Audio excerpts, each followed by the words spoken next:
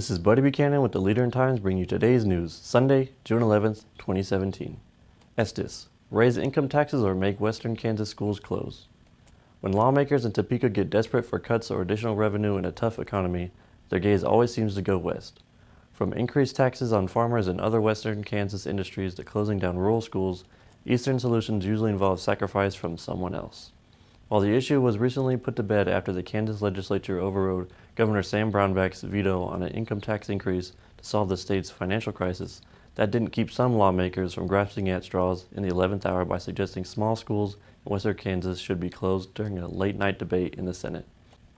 I finally heard enough of that, 38th District Senator Bud Estes said. I had to get up and make a speech. Seems like in the last few weeks, certain eastern counties are making an effort to attack our schools.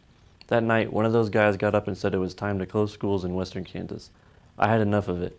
I'm here representing our folks, and we have to stand up and say enough is enough. Estes is a Buckland native where the population is currently 794, and he understands the importance of the rural school.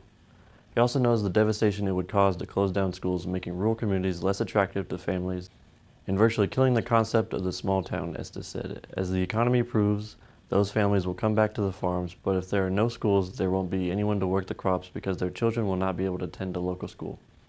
In some cases in southwest Kansas, kids ride a bus for an hour or more a day already. Closing schools will increase the cost of transportation, and children could be on buses for several hours a day, getting to and from school. In the 1960s, Kansas forced consolidation in western Kansas, where rural schools still followed the one-room schoolhouse model, taking into consideration more modern means of travel to reach nearby schools. That move eliminated the cost savings that would come from consolidation. While Estes believed the issue is only coming from a few eastern Kansas voices, there is always the threat that closing western schools could gain traction. House Representative Shannon has also looked into the issue, and he said the math doesn't support it. The dollars to be saved aren't as large as most people think, Francis said. The best consolidation happens when it's done under local control. So when and if it happens, Topeka needs to develop incentives to make it easier for our local school boards to consolidate. Distance between schools is one of the main stumbling blocks. With the new financial plan in place, the calls for closing schools has died down. For now.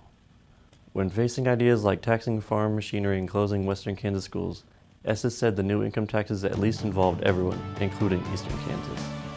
This is Buddy Buchanan with the Leader in Times. God bless, and thanks for watching.